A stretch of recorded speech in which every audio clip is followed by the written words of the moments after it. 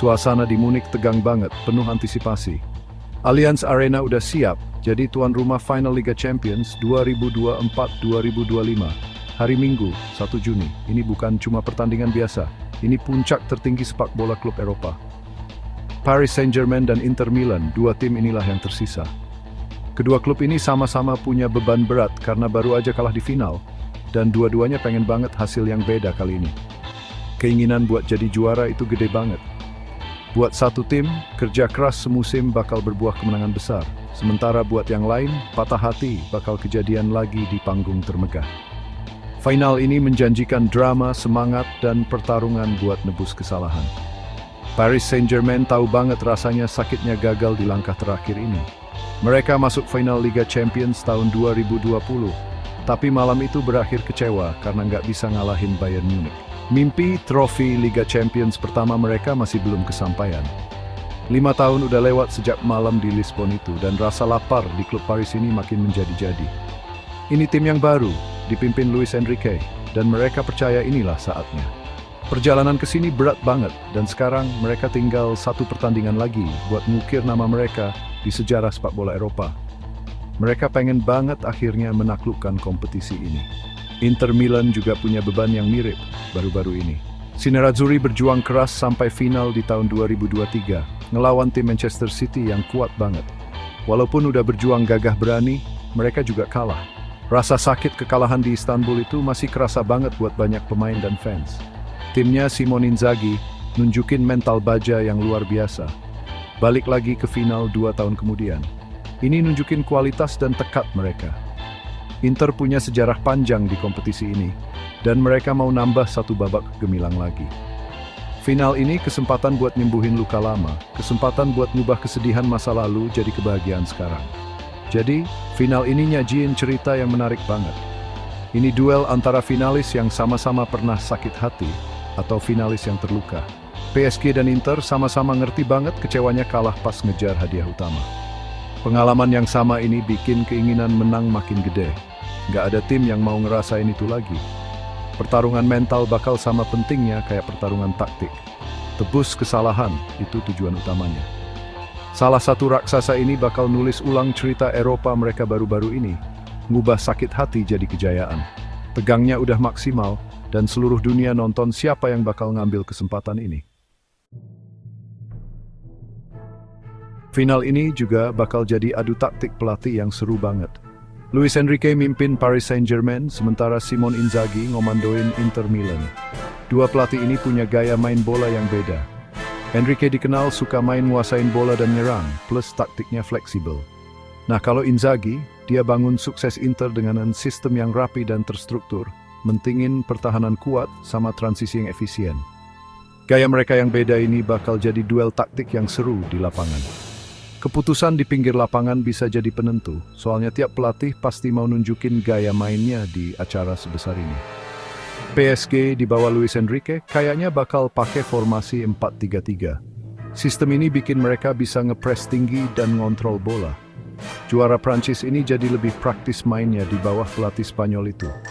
Skill individu sekarang diimbangin sama permainan tim yang kuat. Penting nih, perginya superstar kayak Kylian Mbappe malah bikin semangat tim jadi lebih kuat. PSG juga nunjukin taktik yang fleksibel banget, bisa gampang ganti ke 3-4-3 kalau perlu.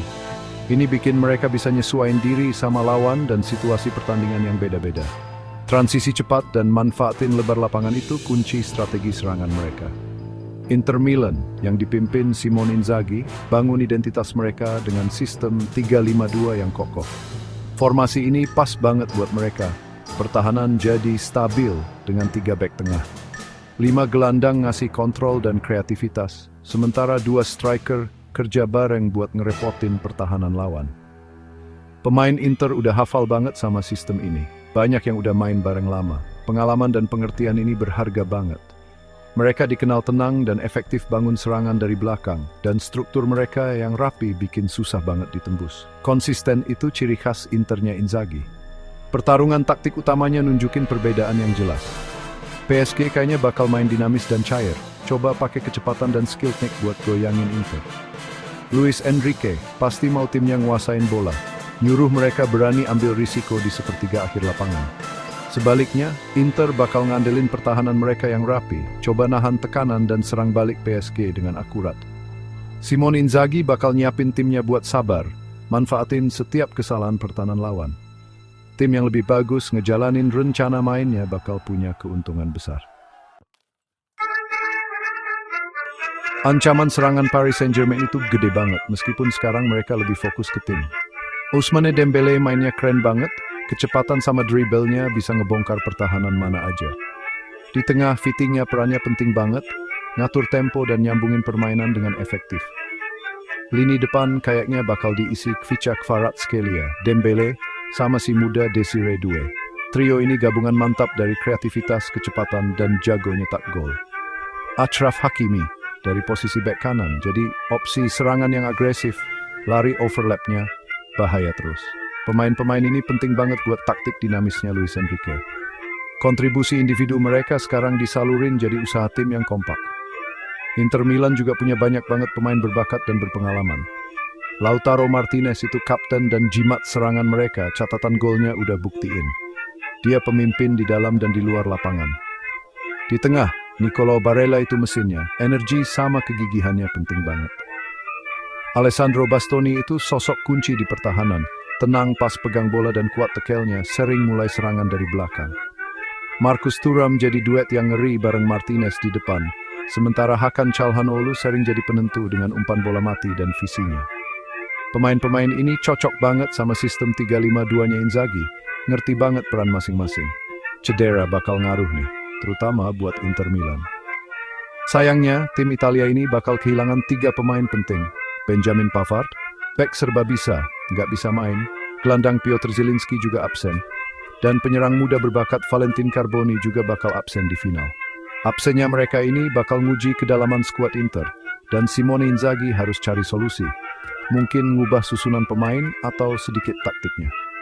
Nah, PSG sebaliknya, nggak ada laporan cedera parah, jadi Luis Enrique punya skuad penuh buat dipilih. Ini jelas keuntungan besar menjelang pertandingan sepenting ini. Ketersediaan pemain kunci sering banget bisa nentuin hasil final. Kombinasi antara kualitas bintang sama sistem tim bakal seru banget dilihat. Buat PSG, fokusnya udah geser. Udah bukan soal aksi heroik individu lagi, tapi lebih ke gimana bakat individu itu ngedukung strategi tim. Luis Enrique yang ngebentuk ini. Buat Inter, kekuatannya ada di inti tim mereka yang udah matang. Pemain-pemain ini udah sering berjuang bareng, pengalaman dan kekompakan mereka dalam struktur Inzaghi yang jelas, itu aset yang kuat banget. Tim yang paling bagus gabungin kehebatan individu sama disiplin taktik, kemungkinan besar bakal menang. Final ini bakal nguji para bintang dan sistem tempat mereka bermain.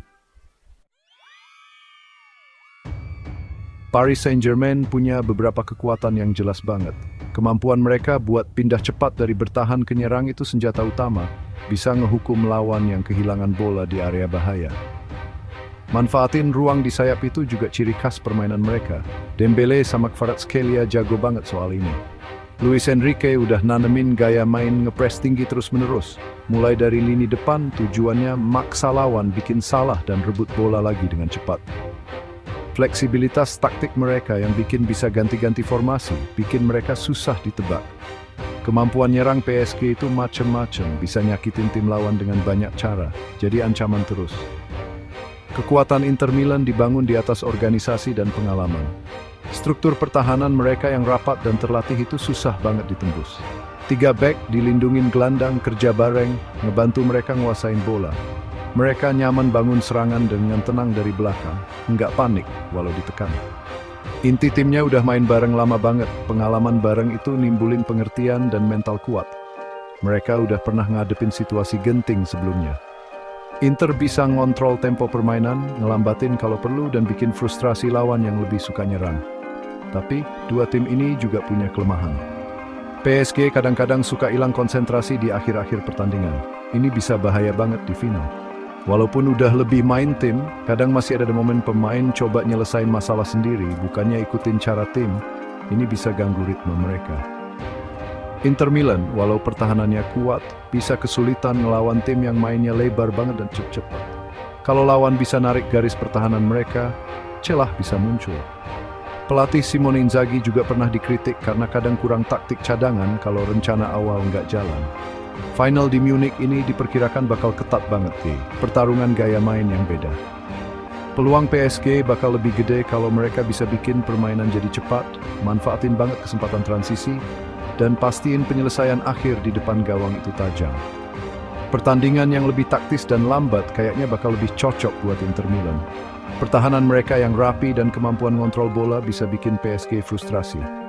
Akhirnya, salah satu dari finalis yang terluka ini bakal nebus kesalahan ngangkat trofi yang diidam-idamkan. Allianz Arena nungguin malam yang gak bakal terlupakan, dan fans sepak bola Eropa siap buat nonton akhir musim Liga Champions yang dramatis.